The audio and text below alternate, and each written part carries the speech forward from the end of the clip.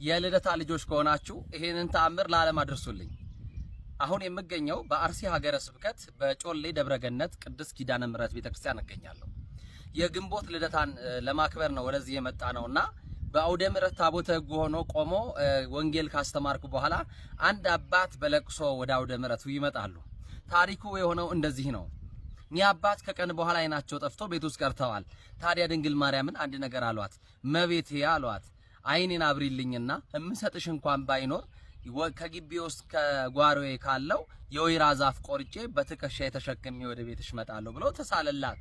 ድንግል ማርያም በግንቦት አንድ ቀን ከጨለማ ወደ ብርሃን ከጠባቧ ወደ ሰፊ የወጣችበት የሐና ፍሬ የኢያቄም ጸጋ ድንግል ማርያም ለፍጥረት ሁሉ መመኪያ የሆነች የተሰጠችበት ዕለት በግንቦት አንድ ቀን የእኚህን አባት በዋዜማው አይናቸውን ድንግል ማርያም አብርታላቸው ያንን የተሳሉትም ስለት ሳይቀር ወይራውን ቆርጠው በትከሻቸው ተሸክመው በዚሁ በጮሌ ቅድስት ኪዳነ ምሕረት አውደ ምሕረት ላይ እኛ አባት መጥተዋል።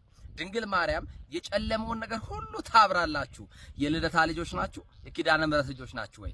ከሆናችሁ የእመቤቴን ታምር ለዓለም አድርሱልኝ። ሰላም እግዚአብሔር ከሁላችን ጋር ይሁን። የጨለመባችሁን ሁሉ አዛኝቷ ታብራላችሁ። መልካም ቀን። መስጠት ያለመዱ በአብዛኛው በሰው ስጦታ ላይ ግን ፍርድ የሚሰጡ ብዙዎች ናቸው። ዘመናችን በጣም የሚገርም ነው። ሶሎ ያለቀው ጫማውን የማይመጸውት በሰው ስራ ገብቶ መከራውን ያያል። 120 ሚሊዮን ብር አይደለም እኔ ሌላ ምንም ነገር የለኝም፣ የሚቆጠር ብር አይደለም እኔ ያለኝ። ይሄ ቤት በጊዜው ቅድም እንደሰማችሁት ነው 3.1 ሚሊዮን ነው የፈጀው። ይሄ ቤት ከ21 ዓመት በፊት እንግዲህ የነበረውን ዋጋ ታውቃላችሁ። ስለዚህ ብዙ ሲነገር ስለሰማን ይሄን እንድትረዱት ነው።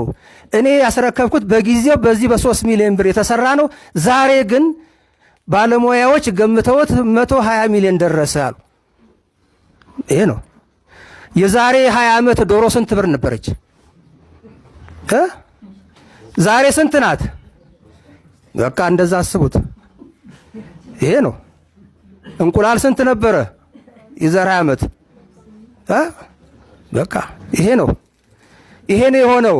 ስለዚህ ይሄ ድርጅት እንዲሰራበት እንዲያገለግልበት ነው ያደረኩትና ይሄንን እንድትረዱልኝ እፈልጋለሁኝ። እግዚአብሔር አምላክ ቅዱስ ፈቃዱ ሆኖ በዚህች ዕለት ይህንን ቤት ለመቄዶንያ በጎ አድራጎት ማህበር ሳስተላልፍ እጅግ በጣም ደስታ ይሰማኛል። ልበ አምላክ ዳዊት እንዳለው ቅድም በላይ እንደጠቀስነው እግዚአብሔር ላደረገልን ስጦታ ሁሉ የምንከፍለው ሌላ የተለየ ነገር የለም። የሱን ስጦታ በገንዘብ በሰው ኃይል በሌላም ልንለካው አንችልም። ስለዚህ እግዚአብሔር የሰጠኝን መልሼ ለራሱ ነው። ምክንያቱም ቅዱስ ቃሉ እንደነገረን እንዳስተማረን ድሆች የእግዚአብሔር መገለጫዎች ናቸው። በወንጌል ተጽፎ እንደምናየው በማቴዎስ 25 ላይ እንደተጻፈው ጌታ ተርቤ አላበላኸኝም፣ ተጠምቼ አላጠጣኸኝም፣ እንግዳ ሆኜ አልተቀበልከኝም፣ ታርዤ እያለ ይህን ሲዘረዝር ያ ያደረገው አካል የት አግኝተንህ ይህን ሁሉ እንደው በከንቱ ስለወደድከን ነው እንጂ እኛ መቼ አድርገን ብሉት አድርጋችሁታል። ለአንዱ ደካማ ያደረጋችሁት ለእኔ ያደረጋችሁት። በተቃራኒው እነዚያ ደግሞ አንተ እኔ ነኝ ብለህ መጥተህ መቼ ከለከልንህ፣ በከንቱ ተከሰናለህ፣ ተወቅሰናለህ ባሉት ጊዜ ከመካከላችሁ ላሉ ለአንዱ ምስኪን ያላደረጋችሁት ለእኔ ያላደረጋችሁም ነው ያላቸው። ስለዚህ ይሄ ቃል በተግባር መለወጥ የእያንዳንዱ ክርስቲያን ግዴታው ነው። ስለዚህ እኔ ይህንን ቤት ቅድም በመግቢያውም ወንድሜ አማኑኤል እንደተገለጸው አቶ አማሃም እንዳሉት ይሄ ቤት ሲሰራ እኔ አንድ መነኩሴ ነኝ። በዚህ ሁሉ ቤት ውስጥ ለመኖር አይደለም፣ ዓላማ ነበረው። ነገር ግን ያንን ዓላማዬን ይዤ በዚህ ለመኖር ግን እድሉን አላገኘሁም። ምክንያቱም ሀገረ ስብከቴ በውጭ ሀገር ስለሆነ እዚህ መቆየት አልቻልኩም። በዚህ ምክንያት ከዚህ ቤት የሚገኘው ገቢ ቅድም እንደተጠቀሰው ለበጎ ስራዎች ሲውል ኖሯል። ይሄ ቤት ጠቅላላ ስራው 3 ዓመት ነው የፈጀው። ከስራው በኋላ 19 ዓመቱ ነው። ይሄንን እንግዲህ ለማስተዳደር ለመምራት እኔ በቦታው ስለሌለው የኔን ስራ ወይም የኔን ሐሳብ የሚያስቀጥልልኝ አካል ያስፈልገኛል ብዬ ለረጅም ጊዜ ሳስብ ነበረ። በዚህ ምክንያት ይሄንን ተግባራዊ ያደረኩ። ብዙ ሰዎች አስተያየት ሰጥተዋል። የሁሉንም አስተያየት በአድናቆት በደስታ አስተናግዳለሁ። ለምን ይሄ ቤት ለገዳም ቢሰጥ፣ ለቆሎ ትምህርት ቤት ቢሰጥ፣ ለእንዲህ ቢሰጥ እያሉ መስጠት ያለመዱ በአብዛኛው በሰው ስጦታ ላይ ግን ፍርድ የሚሰጡ ብዙዎች ናቸው።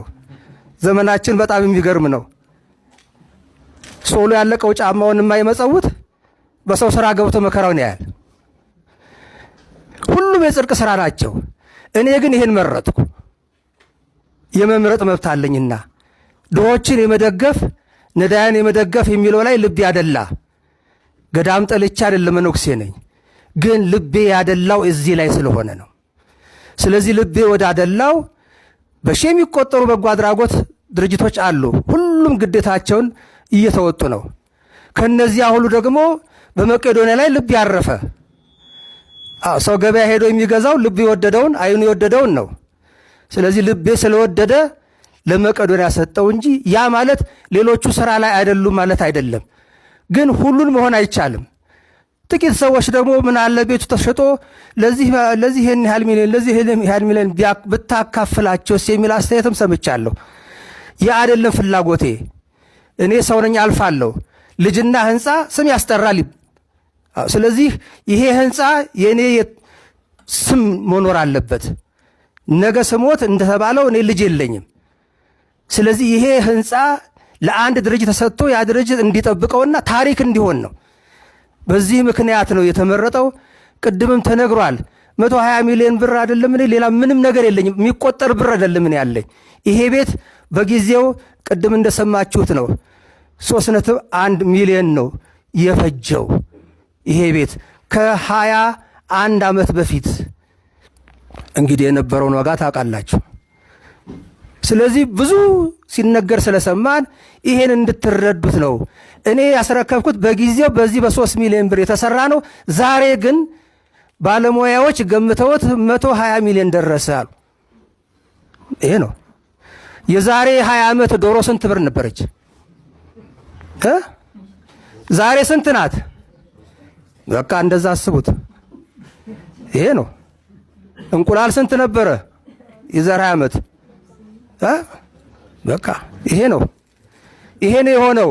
ስለዚህ ይሄ ድርጅት እንዲሰራበት እንዲያገለግልበት ነው ያደረኩትና ይሄንን እንድትረዱልኝ እፈልጋለሁኝ።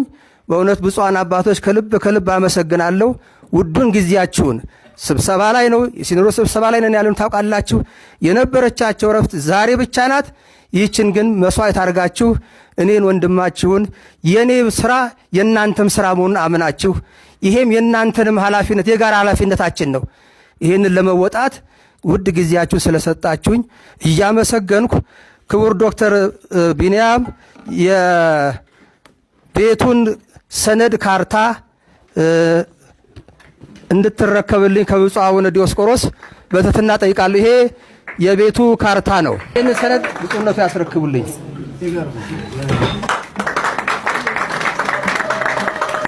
እሺ፣ ከዚህ በመቀጠል የቤቱን ቁልፍ አስረክባለሁ። ይህ ቁልፍ የዚህን የመቄዶንያን ይህን ቤት በር የሚከፍት ብቻ ሳይሆን ለምጽዋት የተቆለፉ ልቦችን የሚከፍት ቁልፍ ነው። ይህ ቁልፍ ልባቸው ለፍቅር፣ ለሰላም፣ ለአንድነት ለተቆለፈባቸው ሁሉ ልቦናቸውን የሚከፍት ቁልፍ ነው። ይህ ቁልፍ አንደበታቸው እንደመጣላቸው ክፉን ለሚናገሩ ዘመኑ የመርገም ዘመን ነውና የስድብ አፍ ይሰጣቸዋል እንዳለው እነዚህ አፎች ለሰላም እንዲከፈቱ የሚያደርግ ቁልፍ ነው። ስለዚህ ይህንን ቁልፍ ብፁዕ የሲኖዶስ ዋና ጸሐፊ ለክቡር ዶክተር ቢንያም እንዲያስረክቡልኝ በትህትና ጠይቃለሁ። የሌላው አሉባልታውን ለሱ ምን ለሌላ ነው እንጂ ክርስቶስ ቆይ እንደው ጋኔን አለበት ተብሎ የለ። ቆይ እንደው ሲያስቡት አሁን ለገዳሙ ለትምህርት ቤቱ ገዳሙ ለዛፉ ነው ለምን ለሰው አይደል እንደሚሰጥ እኒህ ለሀገር የወደቁ የደከሙ ስንት ሀገር ያለሙ አረጋውያን ተቀምጠው ወይ ትምህርት ቤት ምን ሊደረግ ነው? በጎ ስራ ሊማራል እንዴ ሰው? እና ይሄ በእውነቱ እኔ እንደውም አልጠበኩም። እሱ ላይ ይሄ ምንም አቧራ ነው ማራገፍ ነው እንጂ እንደ የትኛው ሐዋርያ ነው መችስ ክፉ ሰርቶ አይደል እስከ ሞት እኮ። እና ይሄ ምንም በእውነቱ ባይባሉ ነው። አሁን ይሄ የእውነቱ ትርጉም ነው እኮ። ሌላ ክፉ ነገር እኮ ቢነገር አንድም በሚዲያ አይወጣም ነበር፣ አይወጣም። እና እናንተ ባለሚዲያዎችም እባካችሁ ተው፣ አው ጥሩ ነገር አስተላልፉ። እንደው ምሰሙ በውጭም በውስጥም እርግማን ነው ይሄ። በሰው ቤት ገብታችሁ እንዴ እንደው ለእናንተ ወይም ከሆነ መቄዶንያ ግቡና አብራችሁ ተረዱ። በእውነት ሌላ ምን ይባላል? እኔ እንደዚህ ነው የተሰማኝ በእውነት። እንዴ ወበዝ ምን ነካችሁ በእውነት? እንደው እንዲህ ያለ አባት ይጨምርልን፣ እድሜ ይስጥልን። እንደው ሁሉንም ብሎ ሞራል ይሰጣል እንጂ እርግማን ሰው በሰጠው አበበ በጠጣ እንደው ገሌ ሰከረ እንዴ! በጣም ነውር ነው በእውነቱ።